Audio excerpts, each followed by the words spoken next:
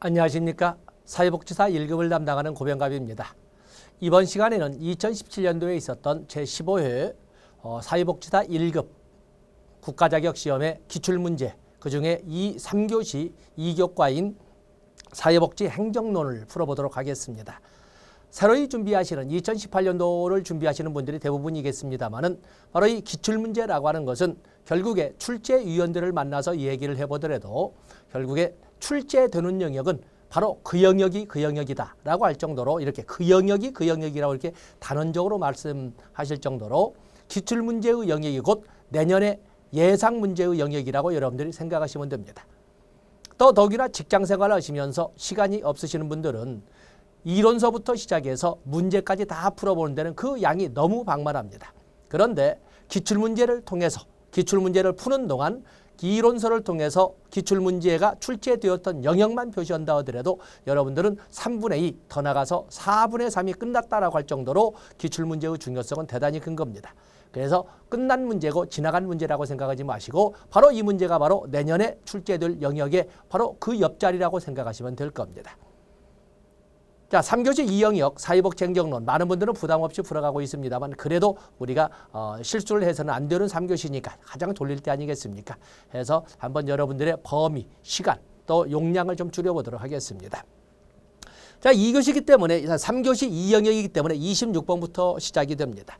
자, 첫 번째 보시면 가로 안에 해당되는 마케팅 기법은 우리가 사회복지 마케팅 대단히 의미가 있죠. 이 마케팅이라고 하는 것은 보통 영리 부문, 보통 이 영리다 수익성을 강조하는 기업 부분에도 강조되는 것이 영리가 되겠습니다만 1970년대에 복지국가의 위기가 도래하면서 많은 복지기관, 복지시설들이 위기에 빠지게 됩니다.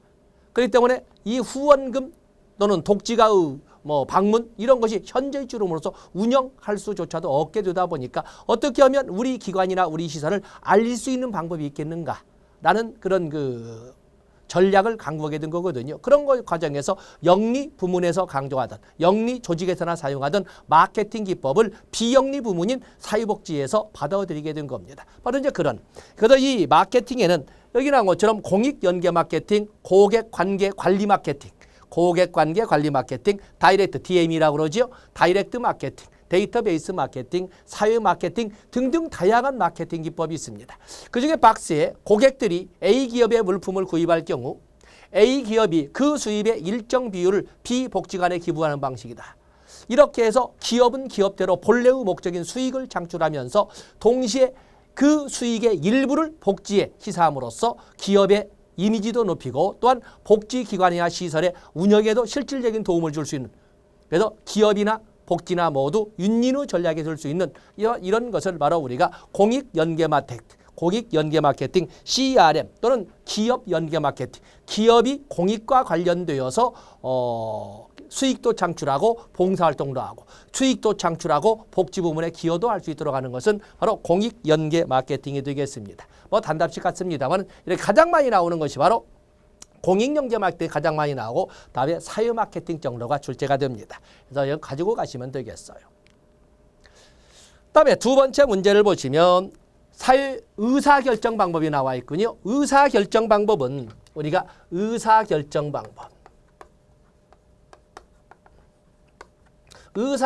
방법은 개인적 디시전 메이킹에서 의사결정 마케팅, 얘는 개인적 의사결정 마케팅으로서 소위 의사결정 나무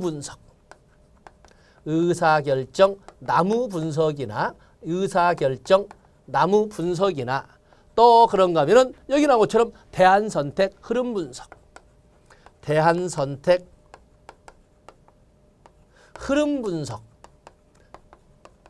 자, 이런 것 등은 개인적 디시전 메이킹, 개인적 의사결정이 되는 것이고 그에 비해서 집단적 의사결정으로서는 집단적 의사결정 디시전 메이킹을 쓰겠습니다. 의사결정 기법으로서는 집단적으로 가장 대표적인 것이 바로 명목 집단 기법. 다시 말해서 소집단, 거기 보면은 우리가 보면 여기 브레인스토밍 먼저 나왔군요. 브레인스토밍이라는 것은 집단 사고를 통한 창의력 개발 기법으로 존재 가치가 있습니다. 그래서 집단 사고를 통한 창의력 개발 기법으로서 소위 이런 브레인스토밍이 있고 또 여러분들이 아시는 델파이 기법도 있지. 델파이 기법도 있습니다. 또 그런가 하면 소집단 투표 결정 기법이라고 하는 명목 집단 기법. 그래서 소집단 투표 보통 책마다 소집단 투표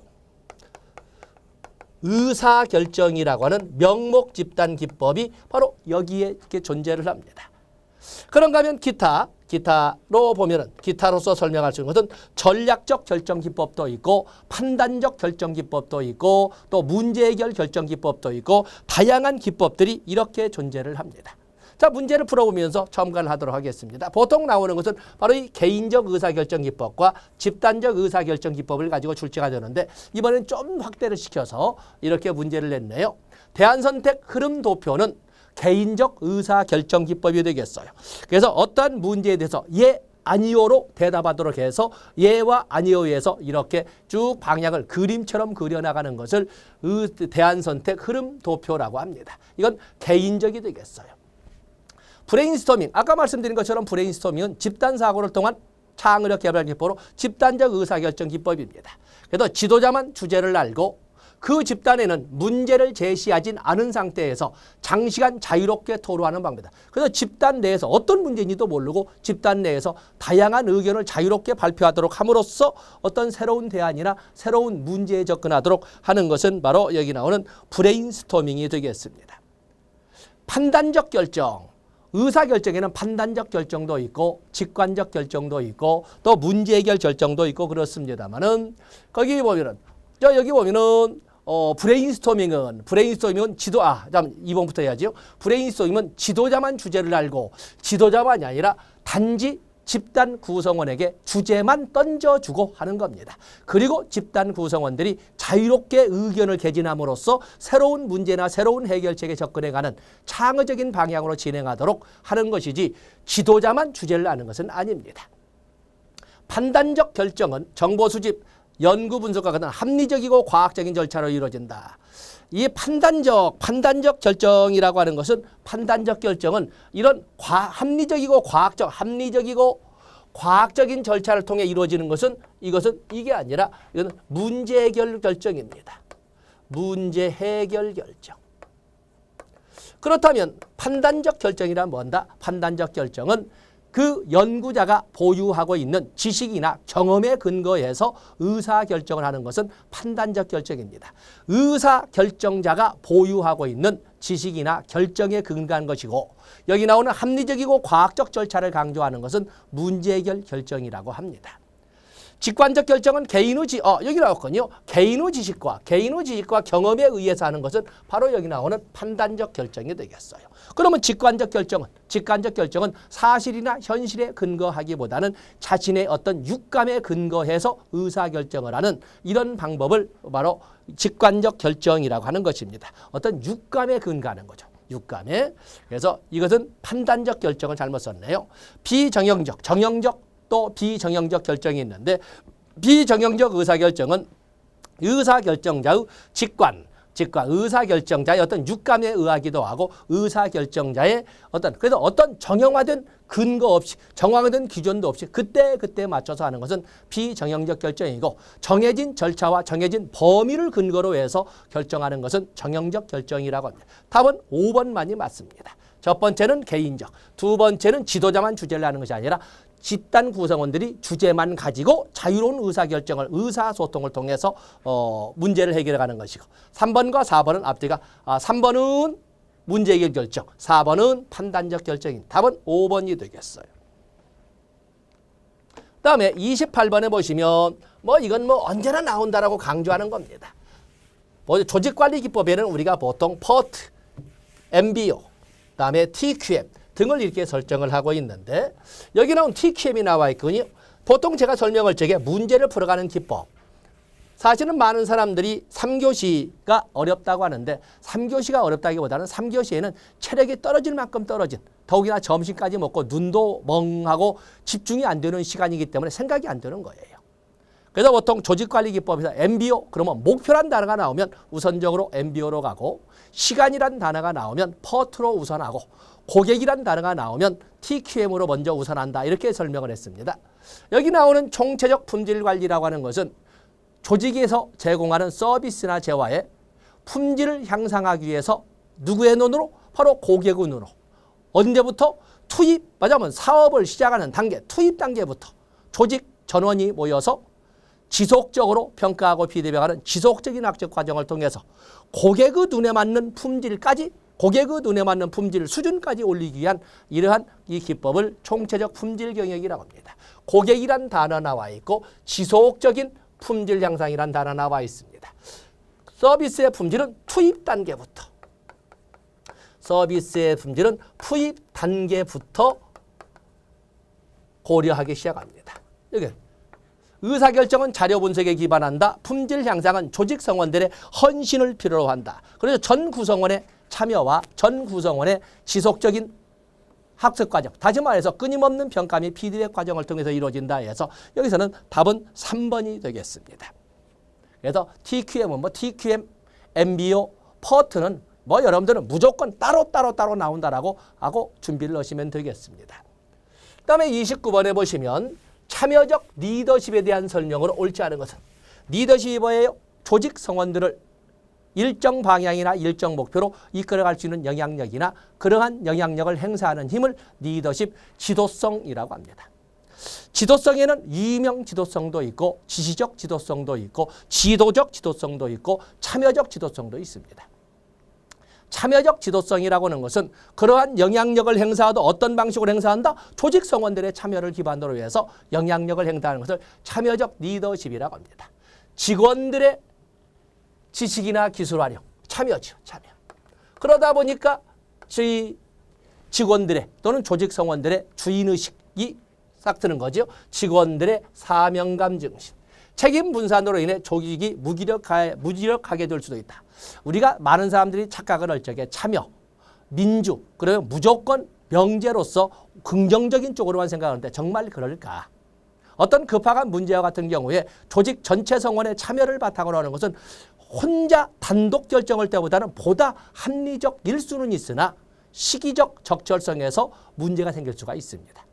그렇기 때문에 무조건 용어는 아니고 오히려 이런 참여적 리더십은 또 문제점으로 한다면 책임 분산이라는 이런 문제가 야기될 수도 있는 겁니다. 책임 분산. 또 다음에 하급자들의 의사결정을 적극적으로 주도한다. 말하자면 상향적 의사결정에 이러한 그 장점이 있지 않겠습니까? 상향적. 그런데 문제는 주도한다라고 이렇게 상향적. 지금 우리가 리더십을 놓치면 안 되죠. 리더십은 뭐다? 조직 성원들을 일정 방향이나 일정 목표로 이끌어갈 수 있는 영향력을 리더십, 지도성이라고 합니다. 그렇다고 해서 이 소위 지도자를 놔두고 하급자들이 의사결정을 주도할 수는 없습니다. 하급자들이 의사결정 과정에 적극적으로 참여한다라고 이렇게 돼야 되겠습니다. 그래서 상향적 방법으로 적극적 참여를 바탕으로 하는 지도자의 행태를 하는 것이 주도라고 설명하지 않습니다. 의사결정은 지도자가 하는 거예요. 리더, 직원들 간 양방한 의사소통이 가능하다. 여기서 가장 주도란 단어를 가지고 문제를 별로 명쾌한 문제라기보다 좀 비겁한 문제였다라고 우리가 볼 수가 있습니다. 그다음에 30번에 보시면 가로 안에 들어갈 사회복지 서비스 전달 체계 구축의 원칙에 연결이 옳은 것은 자, 여기 나온 사회복지 서비스 전달 체계 구축의 원칙은 내가 여러분에게 반드시 8가지를 순서대로 암기를 해야 된다고 그랬습니다. 당연히 사회복지는 전문가에 의해서 이루어져야 되기 때문에 전문성의 원칙. 그리고 사회복지는 필요로 하는 서비스를 필요로 하는 클라이언트에게 가장 적절하게 양으로나 질으로나 시기적으로나 장소적으로나 가장 적절하게 또 가능한 한 충분하게 제공되어야 된다. 적절성. 그리고 사회복지 서비스 전달이라고 하는 것은 지속적으로 클라이언트의 욕구가 충족될 때까지 지속적으로 충족되던 지속성의 원칙, 차별이 없어야 된다. 평등성의 원칙, 그리고 클라이언트가 가지고 있는 다양한 욕구, 그 어느 것 하나도 소홀함이 없어야 된다. 포괄성의 원칙, 그리고 시간적 공간적으로 쉽게 접근할 수 있어야 된다. 접근성의 원칙. 사회적 책임감을 수행할 수 있어야 된다. 책임성의 원칙. 관련 기관 간 긴밀한 협력성을 바탕으로 해야 된다. 통합성의 원칙. 이렇게 8가지를 자, 교재를 보시기만 나오겠습니다만 차례대로 반드시 암기를 넣으셔야 됩니다. 자, 여기다 그중에 여기는 이제 거기를 넘어서서 이제는 구체적인 원칙의 내용을 물어봤습니다. 클라이언트의 욕구 해결을 위해 다양한 서비스가 제공돼야 된다. 서비스 제공의 다양성은 포괄성의 원칙이라고 합니다. 이것은 포괄성의 원칙이죠. 서비스의 양과 질이 클라이언트의 욕구나 목표 달성에 충분해야 된다. 충분해야 된다. 이게 바로 적절성이에요. 적절성의 원칙. 핵심적 업무는 반드시 객관적으로 자격이 인정된 사람이 담당해야 된다. 이건 전문성의 원칙이에요. 서비스를 필요로 하는 사람은 누구나 쉽게 받을 수 있는 시간적으로나 공간적으로. 이건 접근성의 원칙이 되겠어요. 찾아갈 수 있습니까? 포괄성, 적절성, 전문성. 포괄성, 답은 2번이 되겠네요. 그래서 이 내용 사회복지 서비스 전달 체계 구축의 원칙은 행정론에서 나와 그리고 실천론에서도 똑같이 나오고 해서 기본 200문제 중에 최소한 2문제를 차지하는 영역이라고 여러분들이 알아놓으셔야 되겠습니다. 31번에 보시면 사회복지 조직의 부문화에 관한 설명으로 옳은 것은 참 이렇게 여러분을 좀 능멸하는 문제가 되겠으면 사회복지 조직을 어떻게 분류할 수 있는가, 무엇을 기준으로 분류할 수 있는가 이런 것을 물어보고 있는데 서비스를 기준으로 하면 서비스 제공, 사례관리, 사회복지 조직, 서비스 제공이나 사례관리나 사회복지 조직 등으로 구분하는 것은 기능으로 분류하는 겁니다. 기능으로. 서비스를 기준으로 하는 것은 서비스를 기준으로 할 적에 자 여기 보면 서비스를 기준으로 할 적에는 우리가 개별 사회사업 누구를 대상으로 하느냐 개인이나 가족이냐 아니면 집단이냐 아니면 지역사회냐 그래서 서비스를 기준으로 할 때는 개별 사회사업, 집단 사회사업, 지역사회 조직사업으로 설명을 합니다. 지리적 기준 클라이언트 거주지역에 따라 이것은 맞는 거지. 니은번은 당연히 들어가야 되겠지요. 니은번. 어떤 이 니은번 다 들어갔군요. 자 이건 아니요. 그다음에 어쨌든 기억번은 무조건 틀린 거지요. 기억번 틀렸고 여기도 틀렸고요. 그다음에 기능 기준 개별 사회사업 집단 이건 기능 기준이 아니라 서비스 여기와 여기가 서로 바뀌어졌네요. 서로 바뀌어졌습니다. 그렇기 때문에 디귿번 들어가 다 틀린 거지. 답은 2번이 되겠네요. 시간 기준 2교대 3교대 좋습니다. 답은 2번이 아니라 답은 3번이 되겠습니다. 그래서 여기는 너무 여러분들을 좀 능멸한 문제, 능멸했다기보다는 좀 쉽게 긴장을 푸시라고 하는 문제. 그래서 특히 우리가 흔히 말하는 3대 사회사업, 개별 사회사업, 집단 사회사업, 지역사회 조직사업은 서비스를 기준으로 한 분류다라는 것을 하나는 꼭 가져가셔야 됩니다. 서비스를 기준으로 한 분류라는 것을 알고 있어야 되겠어요. 32번에 보시면 프로그램 평가 기준에 관한 내용으로 옳지 않은 것은 프로그램 평가 기준은 노력성, 효율성, 효과성, 과정, 영양, 품질, 공평성 등등 많은 것들이 평가의 기준으로서 존재를 합니다. 이 중에 비용 효과 분석이라는 것은 비용 효과 분석이나 비용 편익 분석은 이건 효율성 평가의 기준입니다. 효율성 평가 기준이죠. 노력성이라고 하는 것은 오늘 만난 클라이언트가 몇 명이냐 아니면 몇 개의 기관을 방문했느냐 이런 것을 수치로 보여주는 것이 바로 노력성입니다. 비용 효과 분석이나 비용 편익 분석은 효율성 평가의 방법이 되겠고 효과성, 목표 달성도 그렇죠. 다음에 프로그램의 환경 조건 자 여기는 닫아보시고 다음에 영향 바로 이 프로그램을 통해서 어떠한 영향을 미쳤는가를 보고 이거는 맞는 것이 되겠군요. 이것도 맞는 것이 되겠고 여기서는 노력성 답은 1번이 4번도 하자가 있으리야 되겠습니다만 답은 1번이 되겠습니다. 그래서 답은 거기에 보면은 노력성이라고 하는 것은 얼마나 많은 기관이나 시설을 방문했는가 그리고 클라이언트는 몇 명이나 만나봤는가 어쨌든 노력의 양을 가지고 보는 것이지 효과를 분석하는 것이 아니겠어요. 답은 1번이 되겠어요.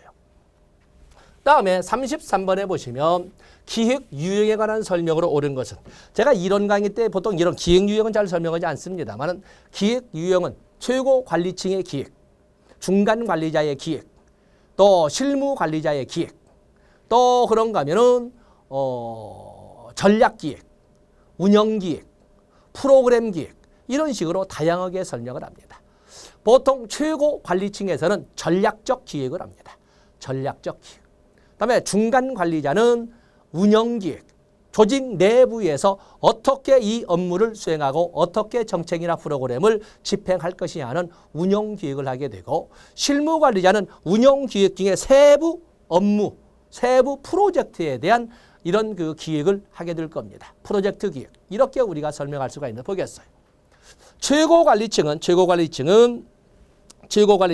조직의 사업 계획 및 할당 기획에 참여한다. 조직의 참여 기획 및 할당이라고 하는 것은 이 할당, 조직의 할당, 조직의 사업 계획 및 할당 기획에 관여한다. 이것도 틀리지는 않습니다. 왜냐하면 보통 우리가 가처와 간의 기획을 보면은 최고 관리자는 통합적 기능을 발휘합니다. 모든 기획에 다 관여하지만 다 관여한다. 이건 뭐 틀렸다고 할 수 없습니다. 맞는다고 볼 수 있습니다. 중간 관리자는 구체적인 프로그램 기획에 관여한다. 중간 관리의 구체적인 프로그램은 이것은 실무 관리자나 실무 또는 감독, 슈퍼바이저는 감독 관리층에서 사용을 합니다. 감독 관리층은 보통 1년 이상의 장기 계획은 이것은 최고 관리층에서 관리를 합니다. 전략적 계획은 조직의 기본적인 결정과 행동 계획. 여기는 전략적 계획은 조직의 기본적인 결정과 행동 계획을 조직의 기본적인 결정과 기본적인 행동 계획을 수립하는 것은 이것은 최고 관리층에서 하는 소위 전략 최고 관리층의 전략이 되겠어요. 전략 수립이 되겠어요.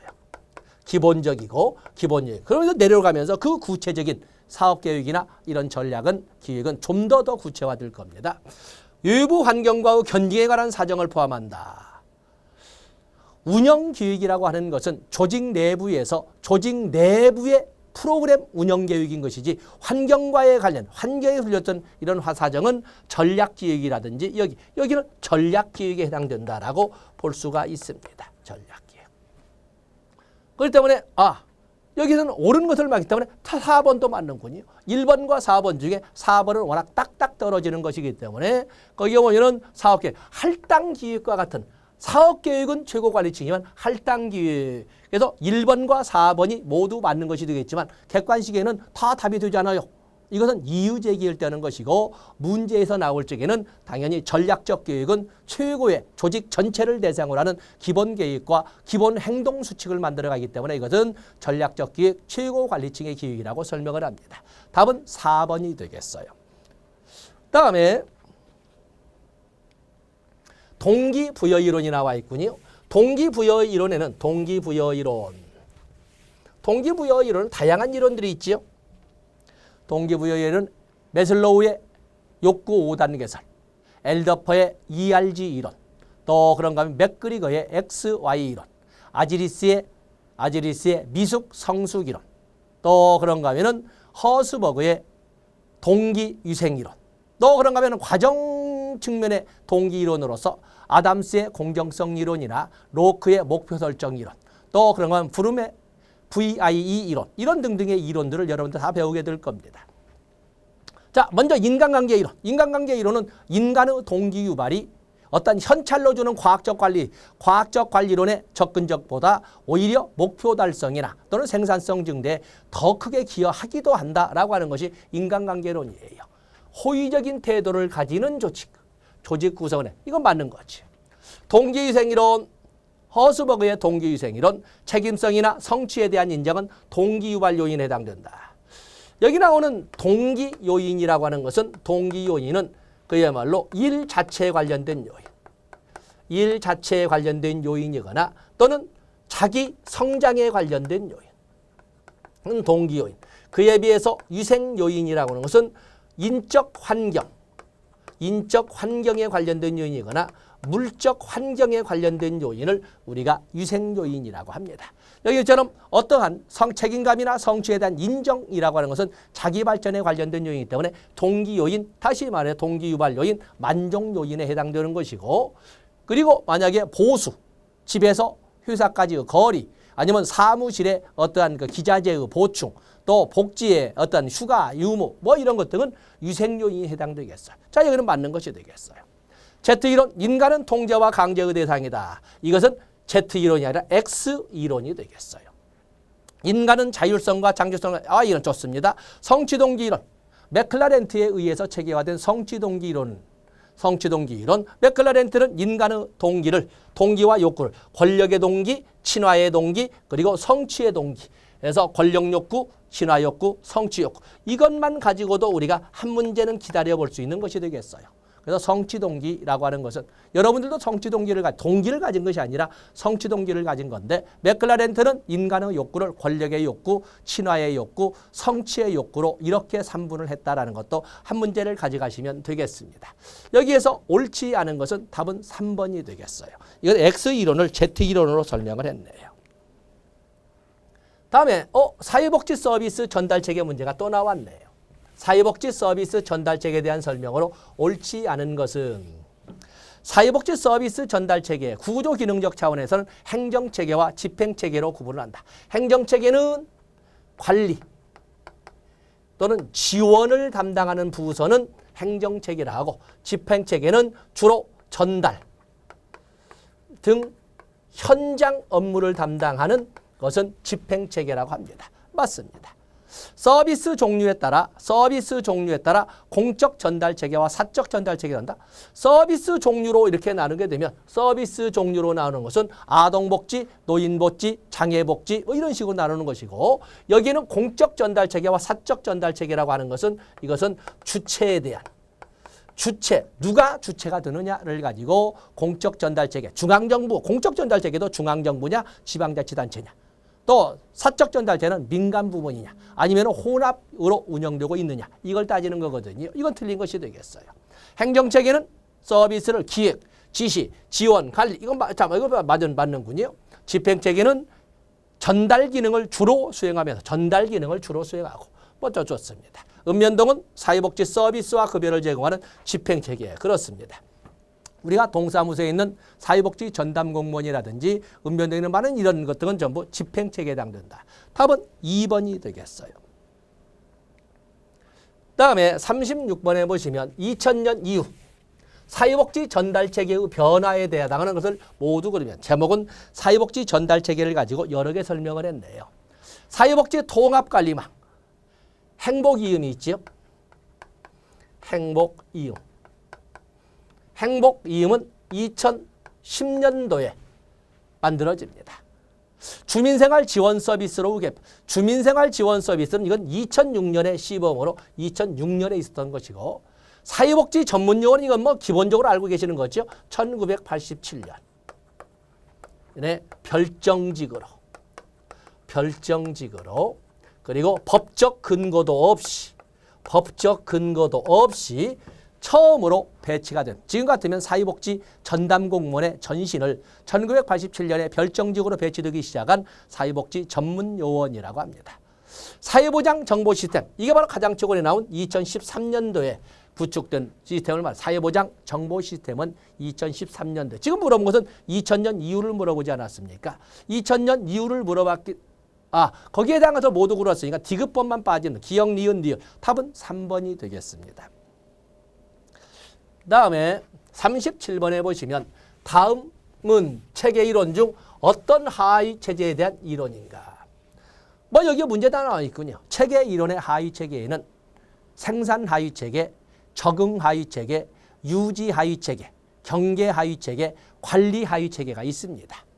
자, 먼저 우리가 설명하기 좋게 생산 하위 체계는 주로 서비스의 제공을 담당하는 부서나 부처는 생산 하위 체계라고 합니다. 왜냐하면 사회복지라고 하는 것은 도움을 필요하는 클라이언트에게 도움을 제공하는 이런 역할이 주된 역할이기 때문에 생산 하위 체계는 서비스 제공입니다.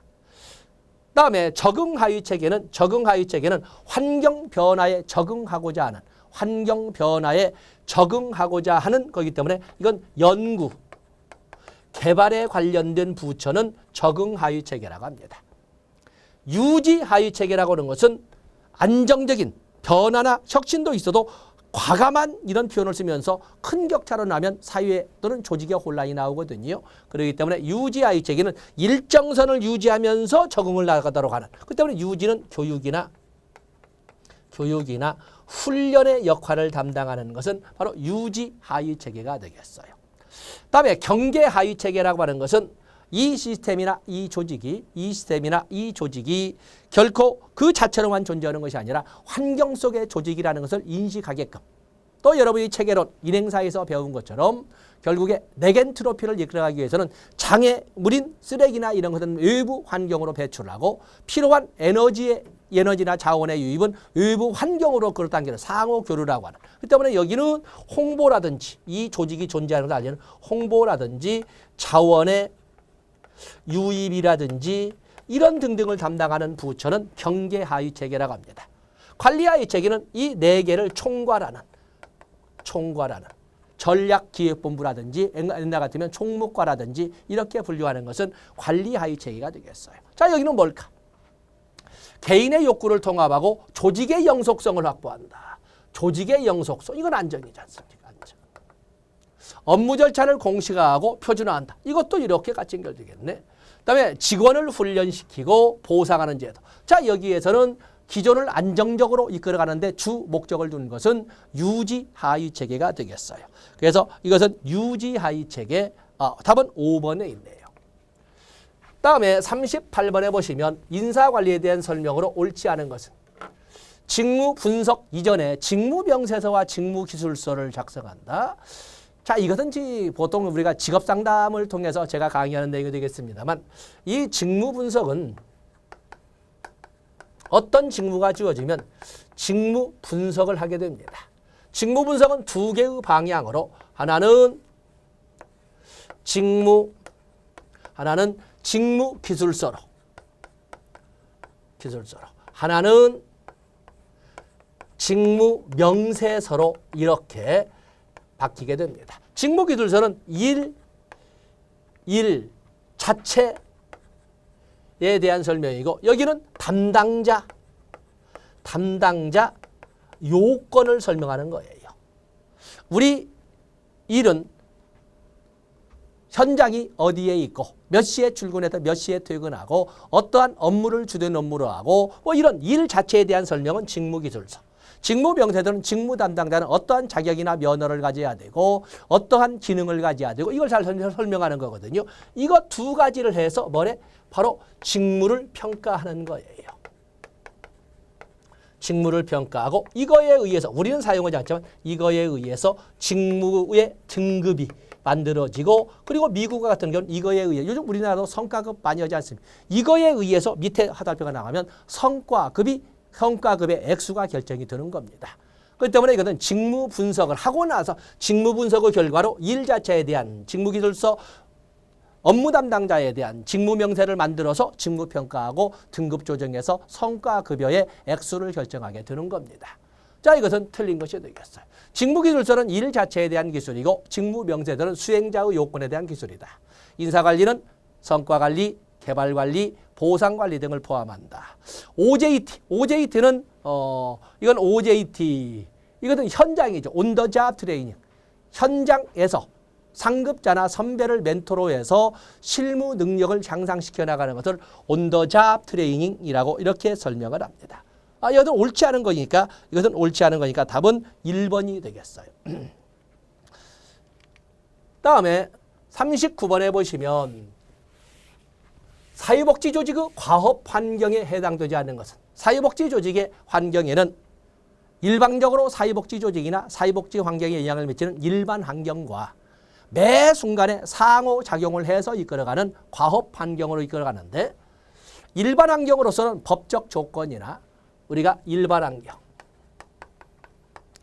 환경으로서는 법적 조건이나 정치적 조건이나 경제적 조건이나 인구학적 조건이나 문화적 조건이나 기술적 조건이나 이런 등등은 사회복지조직이나 사회복지시설이 어찌할 수 없이 그 영향력을 받아들일 수밖에 없는 그런 환경이에요. 일반 환경이라고 합니다.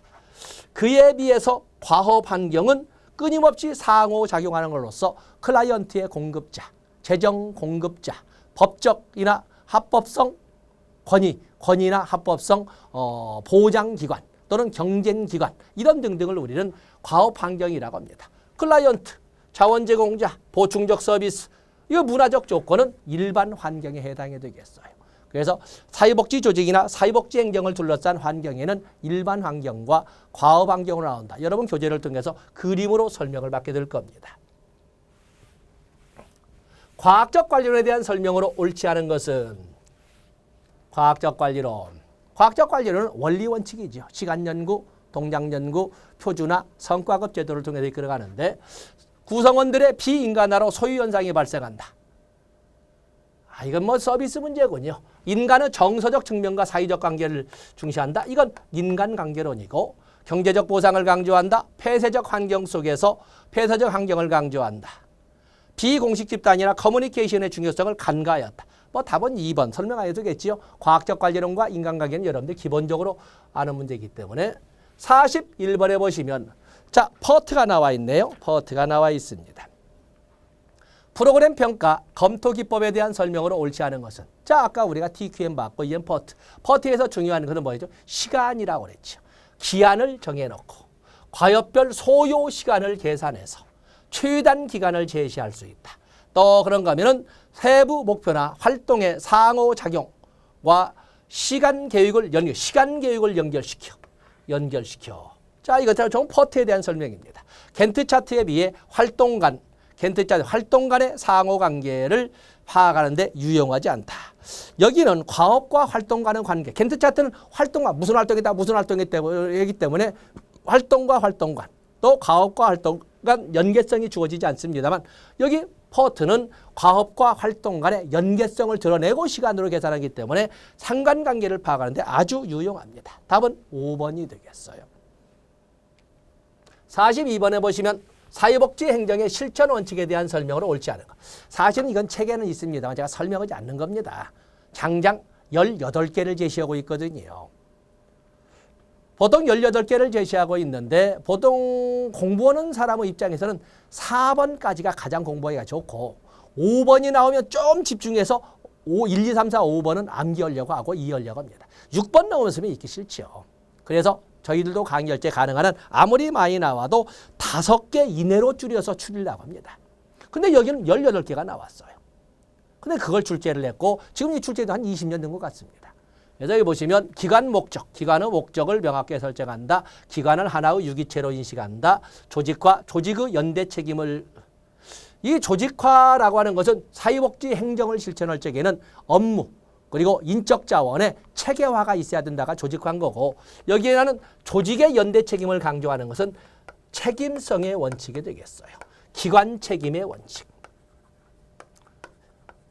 변화, 지속적 변화 과정을 추구한다. 평가, 목표 성취를 위한 지속적 평가가 있어야 된다. 뭐 당연한 거. 어제는 뭐 별로 이론 시간 설명하지 않았지만 여기 책임, 연대 책임은 모두 조직이나 행정에서 강조되는 것이 되겠어요. 43번에 보시면 최근 행정의 환경 변화에 대한 설명으로 옳지 않은 것은 사회 서비스 공급에서 영리 부분의 참여가 틀린 거군요. 우리는 1970년대 복지국가 위기가 도래한 이후에 1980년대 신자유주의, 신보수주의가 자리 잡고 그러면서 국가만이 운영하던 복지 시스템이 민영화, 민간 부문으로 대표 기양되면서 그러면서 마케팅, 우리가 첫 번째 문제 마케팅 다는 것처럼 영리 부문의 참여가 상당히 증가를 하고 있는 거예요. 다음에 사회복지 조직관리에 기업 경영기법이 도입되고 있다. 기업 경영, 공공선택론이라든지 마케팅 기법이라든지 이런 것들이 모두 공공부문의 바로 민간 부문의 경영기법이 도입되는 거거든요. 품질 관리를 위한 이용자 중심의 서비스가 요구되고 있다. 여기는 어쨌든 2번은 공공선택이론. 공공선택. 또 그러면 마케팅. 자, 여기는 TQM. 서비스의 시장화 경향성이 뚜렷해지고 있다. 사회 서비스의 시장화 경향성, 말하자면 영리 부문의 확대가 넓어지고 있다. 이용자 권리가 강조되고 뭐 다 좋습니다만 영리 부문의 참여, 민간의 참여 또는 민간 부문의 참여가 증대하고 있다라고 여러분들이 설명해 주셔야 되겠습니다. 답은 당연히 여기다 보면 옳지 않은 것은 이렇게 나와 있네요. 옳지 않은 것은 당연히 옳지 않은 것은 답은 1번이 되겠어요. 그 다음에 44번에 보시면 사회복지 서비스 성과평가의 내용으로 옳은 것은 자아 존중감 향상의 정도를 평가한다. 프로그램의 1인당 취업비용, 프로그램 1인당 취업비용. 그야말로 서비스를 제공해서 프로그램을 제공해서 1인당 취업비용을 번다. 취업률을 측정한다. 자, 여기는 모두 맞는 것이어야 되겠죠. 여기 보면 박스로 이렇게 되어 있습니다만은 여기에는 모두 어떤 성과평가라고 하는 것은 얼만큼 목표를 달성했느냐를 효과성이나 효율성의 개념으로 보기 때문에 여기는 모두가 맞는 것이 되겠어요. 45번에 보시면 사회복지평가 의의로 옳지 않은 것은 환류기능 평가에는 에발리에이션은 당연히 이것이 포함되어 있습니다. 다음에 평가를 통해서 책임성도 고치면서 행정관리 수단하고 그리고 당연히 환류를 통해서 책무성을 강조합니다. 외부 자원 확보, 만약에 사회복지 평가를 통해서 성과가 높게 나타난다면 외부 지원은 확 늘어나게 될 거예요. 이건 당연한 거죠. 평가 결과는 기관의 변화를 반드시 가진 거죠. 답은 5번이네요. 기관이 운영이 잘 되고 성과가 잘 나온다면 굳이 기관의 변화를 이끌어갈 것은 없지 않습니까? 이건 반드시. 답은 5번이 틀린 것이 되겠어요. 논리 모델을 적용한 독거노인 사회관계 형성 프로그램의 내용으로 옳지 않은 것은 우리가 논리 모델이라는 것은 투입, 전환, 성과, 아웃풋, 산출이야죠. 산출. 그리고 성과. 종래에는 여기까지만 이렇게 인풋에서 아웃컴스까지만 했지만 요즘에는 그 파급 효과인 임팩트, 영향까지를 이렇게 다루어서 논리 모델, 로직 모델을 전개를 합니다. 투입이라고 하는 것은 클라이언트와 클라이언트를 도울 수 있는 사회복지사, 또 그런가 하면 그거에 도움을 줄 수 있는 같이 동참하는 행동체계, 또 자원, 이런 것 등이 투입이 되겠어요. 독거노인 20명, 도움이 필요한 클라이언트죠. 사회복지사 2명, 수입입니다. 활동, 저는 전환이라는 활동, 자원봉사자 모집이나 프로그램 실시 따졌습니다. 산출, 시간 또는 출석률, 성과, 노인의 자살률, 노인 부양 의식의 향상. 산출과 성과는 뭘까? 산출이라고 하는 것은 그 활동의 또는 전환의 결과가 수치화될 수 있고 밖으로 드러날 수 있을 때 우리는 산출이라고 설명을 합니다. 그에 비해서 성과라고 하는 것은 이건 성과라고 하는 것도 역시 똑같이 하는데 문제는 산출과 성과. 산출이라고 하는 것은 이것은 드러난 결과로서 의미를 갖는 것이고 이 성과라고 하는 것은 내재적 만족 유무가 반영된 결과를 성과라고 합니다. 그렇기 때문에 내재적 만족도가 높으면 노인의 자살률은 떨어지는 것이고 내재적 만족도가 높다면 만족도가 떨어진다면 자살률은 증가하게 될 겁니다. 그래서 내재적 만족도가 반영된 결과는 성과라고 합니다. 그에 비해서 수치화될 수 없는 이런 부양의식의 향상이라든지 이러한 부양의식, 파급효과, 이것은 영향이라고 합니다. 영향. 이 밑에 나와있죠. 이것을 우리는 파급효과라고 하는 거예요. 그렇게 해서 독거노인 사회관계 형성 프로그램을 운영했더니 동네에 아니면 그 지역사회에 노인 부양의식이 향상되고 경로효친 사상이 자리 잡게 되었다라고 하는 것은 영향이 되겠어요. 답은 4번에 노인 부양의식의 향상, 영향을 성과에 집어넣었다고 보시면 되겠어요.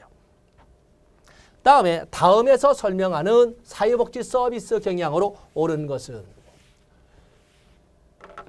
네이건의 작은 정부론 2007년 사회복지 서비스 전자바우처죠. 전자바우처 도입, 2008년 노인장기요양보험제도 실시. 이건 이런 영향을 뭘까? 민영화, 집권화, 통합화, 협력화 그렇고 책무성도 그렇고 여기에서는 맞는 것은 민영화죠. 작은 정부로는 민영화 당연하지.